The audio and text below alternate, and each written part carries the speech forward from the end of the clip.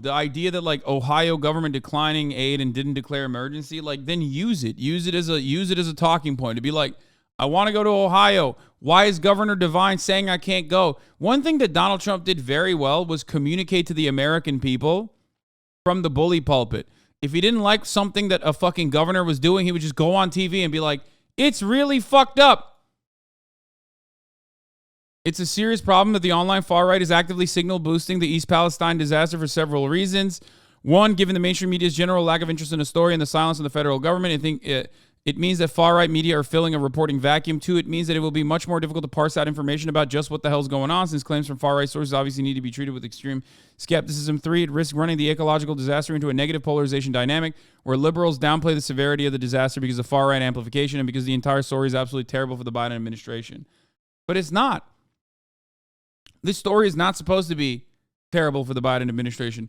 This is a perfect story for the Biden administration to literally point to the Trump administration and be like, this is a deregulation that they put in place, okay? And this ultimately happened because of deregulation, and we should be doing everything in our power to fucking make sure that these goddamn railroad, the goddamn railroad industry is up to task and is competitive with the fucking rest of the planet, with the rest of the developed world, and that's really frustrating.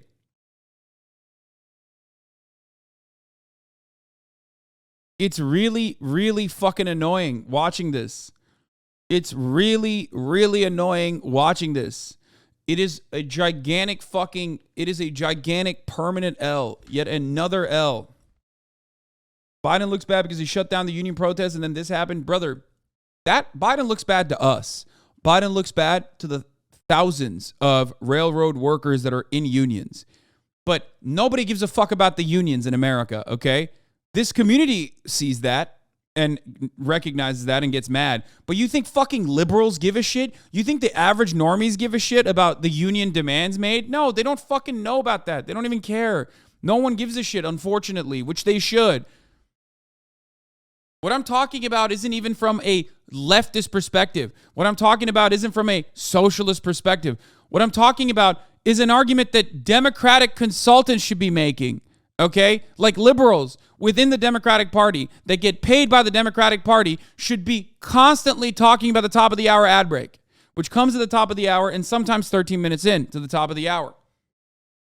And tell people that if you no longer want to see those ads, okay, all you need to do is subscribe, which you can do for $5 or for free with a Twitch Prime. By connecting your Amazon Prime account to your Twitch account, you get one free Prime subscription a month.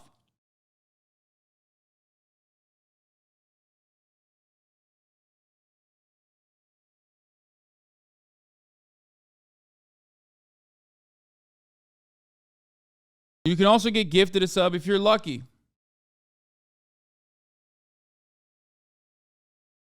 Every time we ask Biden or his cabinet to do their job, they scream, stop feeding right-wing rhetoric. We are not even allowed to hold them accountable. Yeah, I mean, it's like the Russia shit. You know what I mean? If you bring up like objectively correct things that are happening, okay, even if you're not pro-Russia, but you bring up something that's like objectively correct that's happening in Ukraine, people will be like, that's Kremlin propaganda, sweetie. Democrats do that for everything, not even just Ukraine. They literally will be like, ooh, you're feeding into the Kremlin narrative every single time you bring up something that's happening in America. I'm like, bro, what the fuck? Fuck the Kremlin.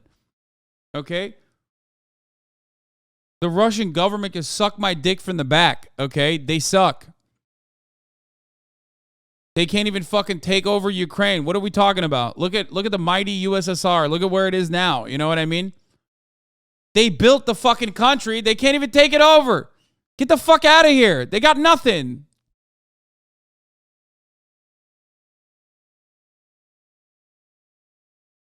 Anyway, I forgot. Here's the 3-minute ad break now.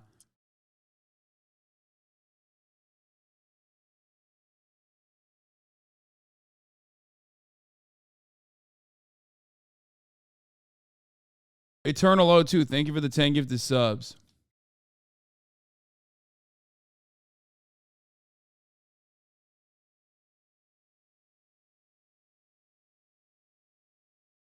It's just mind-boggling. to see the Democratic Party make this fucking insane leap. Take this insane fucking L that they did not need to take in this regard. Okay? It doesn't even make sense from a politics point of view. It doesn't make sense from a policy point of view. I don't even expect them to do good policy, though. Right? But I at least sometimes expect them to take advantage of a shitty situation that was given to them. And yet, you know, they're not even doing that. They're not even doing that. They failed. They flubbed again. They're the controlled opposition party. Here, meanwhile, you know, another fucking train has derailed in Nebraska this time. A dozen cars are off track and a hazmat team has been sent to the site.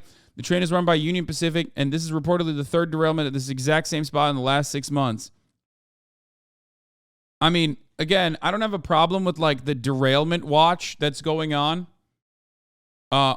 Especially because if this is one way for everyone to fucking understand, and that's what More Perfect Union is doing well, okay? This is a good way to just really hammer in the fucking truth, okay? Hammer in the truth that the reason why these derailments happen, the reason why they're so frequent, is because of deregulation, and no one gives a fuck. What is this? Fox News is now positioning Biden's show of support for Ukraine as a direct affront to those affected by the train derailment in Ohio. There's a narrative being planted here. Watch how support for Ukraine is framed as incompatible with U.S. national interests. The same narrative about support for Ukraine is being planted in Canada, too. But what are libs doing? Like, it's not wrong.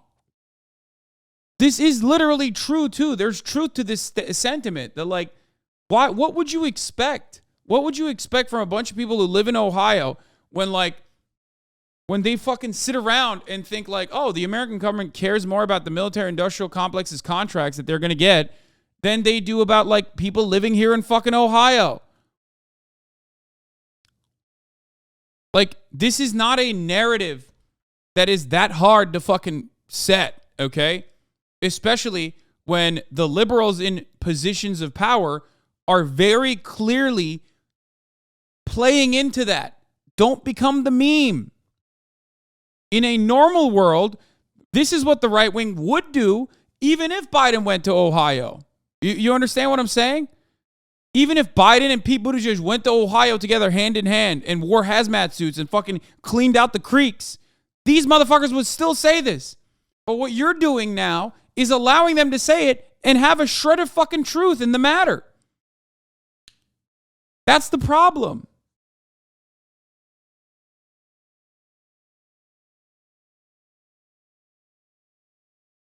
This is a major issue. All these derailments are solely because of the union busting, or are we hyper-focused on train derailments because of the union stuff, or is it a mix of both? No, we're hyper-focused on the train derailments, even though it happens all the fucking time. If you're a train watcher, you know this already. Train derailments and other kinds of toxic hazardous waste are spilled all the fucking time, whether it be inside of a processing facility, whether it be inside of a plant that explodes for some reason, whether it be inside of trucking, logistics, and certainly within trains, okay? Our infrastructure is crumbling. Nobody gives a shit. Companies are constantly trying to cut corners. A big part of that corner cutting is safety deregulation, okay? That happens all the fucking time, okay? It happens regularly. The reason why we're hyper-focusing on it now is because Ohio was very public, and it blew up on TikTok, and a lot of people could see the fucking smoke from goddamn Pennsylvania. There was a movie about it. Some of the people that were in the fucking town literally were extras in the movie that came out right before it happened. It's a thing that happens all the time, but everyone is now hyper-focused on it because independent media started picking it up and covering it, myself included. And then everyone was like, why the fuck is mainstream media not talking about this? This seems like a big deal. Because it is a big deal. In the grand scheme of things, though, as I've tried to explain to everyone time and time again, as far as like PFAS contamination, as far as the regular toxic materials being dumped into your natural water supply that hopefully gets diluted, okay? That is a constant, and that is an ever-present danger. That poses a risk for your lives every fucking day. So people in positions of power recognize that, understand it, and that's why they don't take shit like this as seriously as the normie does. Because this is tangible. Ohio is a tangible thing that you can see in front of your eyes. PFAS contamination in the natural in the water supply is not. It's invisible. But of course, cancer clusters that come as a consequence of this, or many other toxic wastes and controlled demolitions that occur in the aftermath of train derailments, that stuff, if it goes unnoticed, will only lead to cancer clusters 10 years down the fucking line. So you don't even think about it. It's an afterthought. If you're lucky, maybe you'll get like some kind of payout if you survive your cancer, or you get the company to pay for your cancer treatment. If you're lucky, that's not even a guarantee.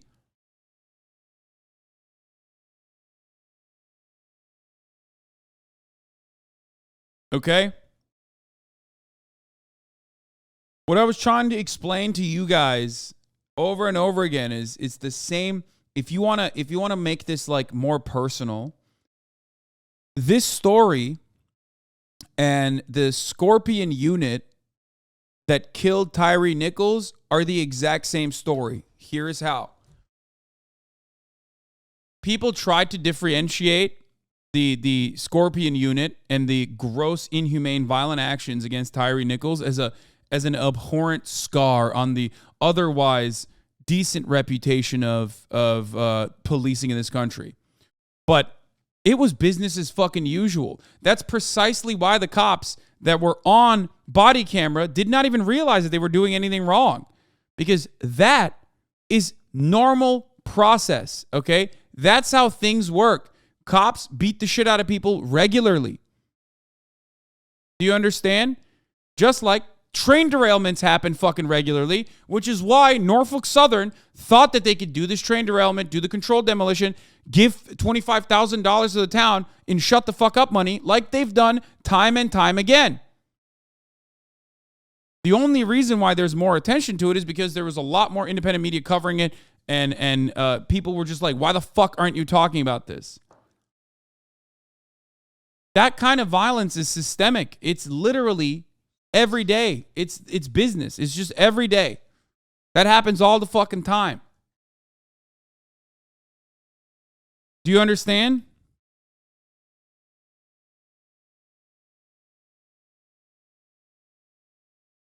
Whites were hurt. I say that as one of them. My family's in the area. It's all people are talking about. Yeah, I mean, that doesn't change anything. White people are hurt all the fucking time in train derailments. You don't even hear about it. That's what I'm trying to explain to you.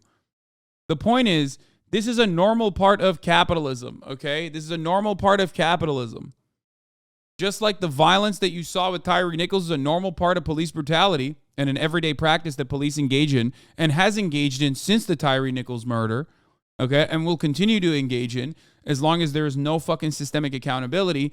These kinds of train derailments are a normal part of doing business. It's cost cutting. It's improved efficiency, as they call it. Precise scheduling.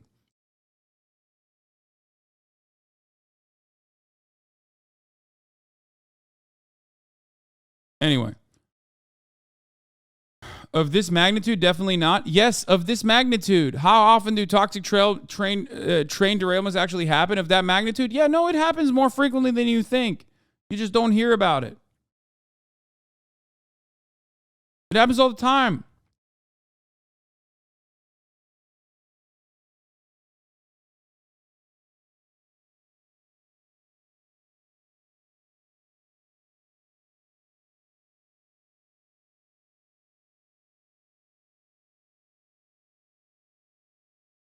But you don't hear about it because, mainstream media doesn't cover it.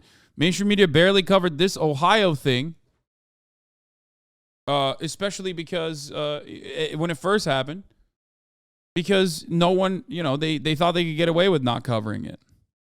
Anyway, here is Jessica Tarlov, the liberal voice on the Five, bringing up some excellent points about the train derailment in East Palestine. The Republicans' governor and Republican congressman refused FEMA's help at first.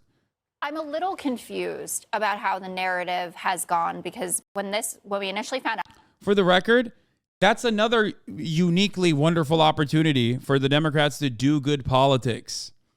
To be like, hey guys, we want to help Ohio. The governor is refusing our help. Don't you think you should bring that up all the fucking time? Literally nonstop, and do everything you can to still help Ohio? Fuck the governor. Go there. Do a press conference. Touch the fucking water and say, look, Mike DeWine wants to play politics with your lives. I'm the president. I care about you. Mike DeWine does not. He wants to refuse aid from the federal government. Why don't you do that? Why? Why don't you do that? It's not that they're not good with marketing. It's because they serve the same masters, okay? That's the point. It's not that they're bad at their jobs. I mean, they are, right? But it doesn't suit them to win. It doesn't suit them to make a big stink. Why would they?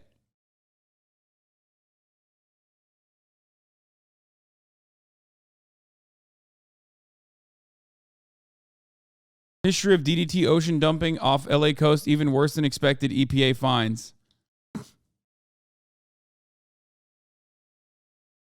Dumped near Catalina Island. Federal regulators concluded that toxic pollution in the deep ocean could be far worse and far more sweeping than what scientists anticipated. In internal memos made public recently, officials from the U.S. Environmental Protection Agency determined that the acid waste from the nation's largest manufacturer of DDT, a pesticide so powerful it poisoned birds and fish, had not been contained in hundreds of thousands of sealed barrels.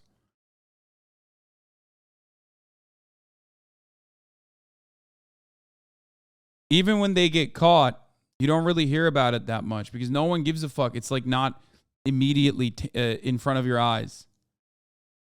Nothing says, holy fuck, this is a calamity, like a big black cloud of smoke.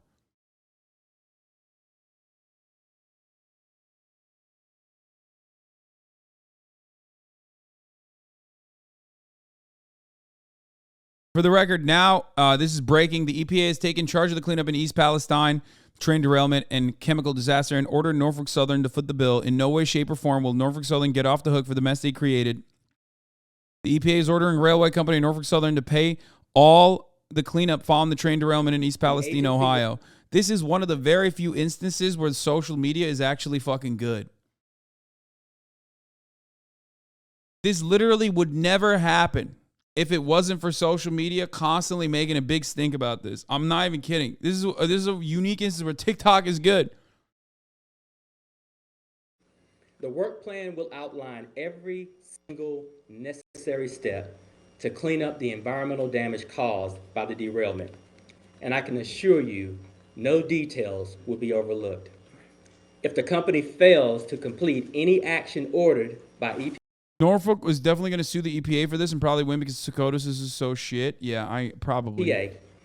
The agency will immediately step in, conduct the work ourselves, and then force Norfolk Southern to pay triple in cost accordance to the powers granted by my agency. In no way, shape, or form will Norfolk Southern get off the hook for the mess that they created. This order represents one of EPA's strongest authorities to hold a company accountable for jeopardizing a community's health and safety.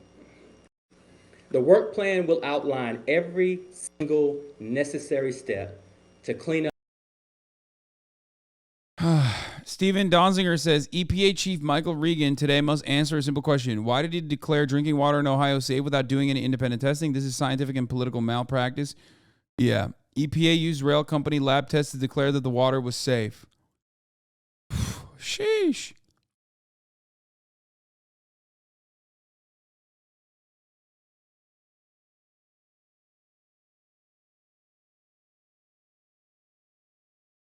By the way, again, the EPA sucks ass too. It's not there to actually be a regulatory agency.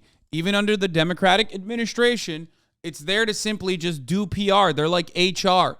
You know how I always say like HR is not for you, is not on the side of the workers, is on the side of the bosses. It's there to fucking make sure the company doesn't get fucking sued. That's what the EPA does now. They do PR and HR for corporations. They're not there to like actually fucking smack them. and tell them to fucking clean up their goddamn mess and to maybe even prevent them from actually making these kinds of messes to begin with. They're there simply to come onto the scene and be like, no, everything is fine. Everything is fine. I promise. Everything's all good, baby. Don't worry about that.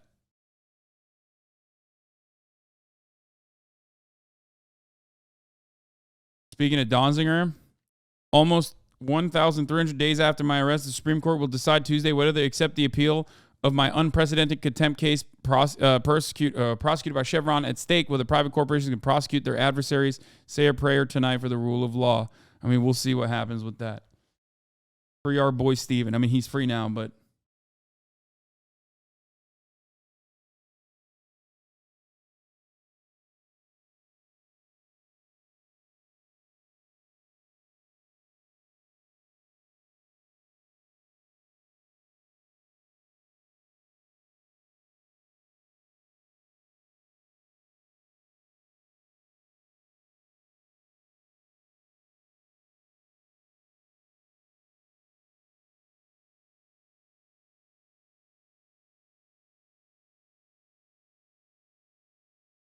They didn't decide today, so they might on Friday. Anyway, so, you know, just know that this wouldn't even happen if it wasn't for so much pressure from the public. Yeah, I heard about Joel Osteen. We'll talk about that in a second. Let's hear this. I'm a little confused about how the narrative has gone, because when we initially found out about this, which was 10 days too late, right after this had happened, Governor DeWine and I believe his name is Bill Johnson as the local congressman both said that they had turned down administration help. DeWine said, we don't need FEMA. And the congressman was interviewed and said, we don't need it. It's been offered. The Biden administration has done everything that they were supposed to do. So I don't know how we now got to the point that FEMA has been derelict in their duty and Mayor Pete is the worst transportation secretary, you know. But they didn't seem to know about it until it showed up later. Taking Will's point, we've been talking about this for a few days. There is so much blame to go around on every level here, and it is these 5,000 people. I was looking it up. Their average income for the households here is $45,000. And when you think that the average family in America doesn't have enough for an ER visit, right? If a kid gets sick and they have to go in to an emergency room and they don't have insurance, they can't pay through that. There's no way that these people without significant aid can do that. And that $1,000 per household that Norfolk Southern is offering, what if they can never go home, right? What if they go and we find out that this is a permanent water contamination problem, or God forbid someone gets sick? $1,000 doesn't last you very long in a doctor's office. We all know that. It's a disaster, but I don't think this is FEMA's fault. She's the liberal. She's the liberal voice on the Fox 5. Come on, guys, don't fall for it. What say you? It's FEMA's fault.